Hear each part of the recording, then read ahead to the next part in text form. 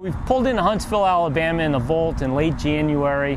The weather's not bad, it's a little bit overcast, and we're at a soccer field. No, sorry, we're not at a soccer field. We're actually at GATR Technologies.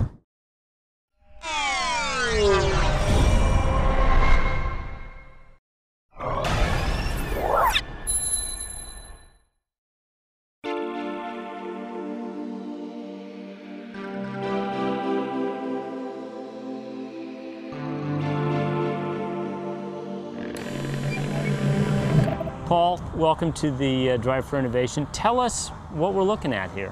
Well, what we're looking at is an inflatable antenna that packs in a small box, and it actually inflates, points at a satellite, and gets you an internet connection in a matter of about 20 to 30 minutes. Now this is a big one right here, but you make them in at least 3 different sizes, or you will pretty soon be making them in 3 different sizes.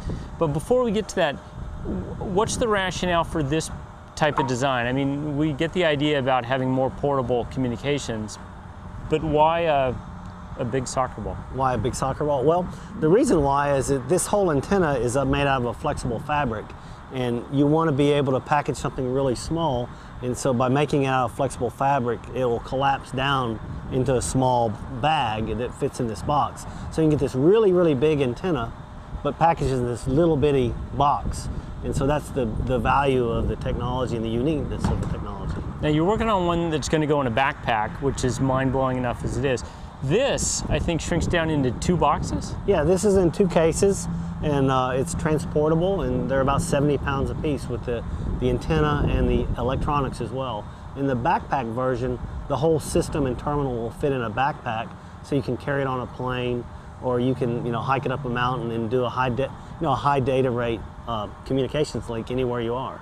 And what's cool about this one is, well, we're not getting any love from nature right now, but you're running this, you're running the pump, and you can run the electronics off a solar array that's lying on the ground. Right, we have about 4 solar arrays that provide about 300 watts, and that 300 watts is enough energy to power a laptop, the communication link, and also the antenna. You're a mechanical engineer, right? Yes, yes. How did you come up with this idea? Well, for years and years, I worked with another gentleman in space deployables, trying to make really big structures in space.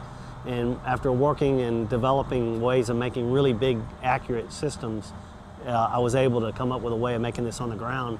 We thought, hey, that's pretty cool. So we patented that, and we've been working on that ever since. We're doing this outside because the satellites are out here, but also because it's a little bit windy today. And as you can see, these devices are anchored just to the ground. They can't move a lot, and they're not moving a lot.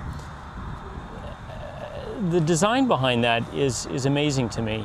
Talk a little bit about the whole stability issue and the tolerance factor. Well, most people, they think that, you say you have an inflatable structure, that it's going to blow in the wind and it's going to move.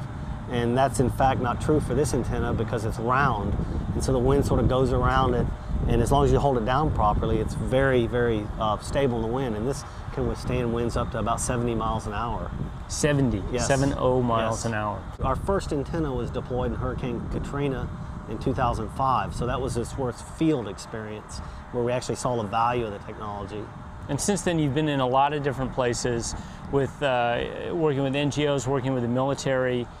The setup time on this is less than an hour? Yes, it's less than an hour, and typically we usually can set up and be on the network in about 30 minutes for skilled operators.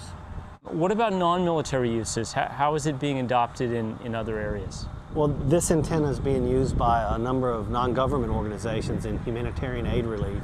So the World Food Program actually uses this to come into a site like in Sudan to set up a network communication for aid workers if they come in and are distributing food for logistics, things like that, and also they're actually communication link back to their offices. And this actually fits in a plane and can be deployed in these remote places, and that's what makes it so unique. And you can run it off a relatively lightweight portable solar array that you just roll out. That's right. How much power does it take? This is taking about 120 watts. So if you have a 300 watt electrical array, you can charge your battery and then also run your satellite terminal and also a laptop or two. So people are going to wonder, a bird comes, you get a bird strike, you get a little hole in it, you're screwed, right? Right. But you're not.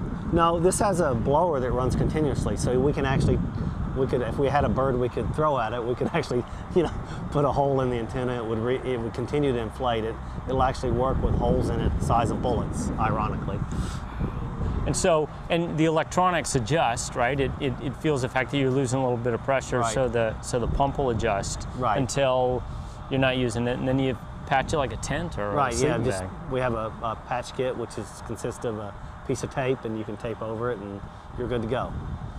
Amazing.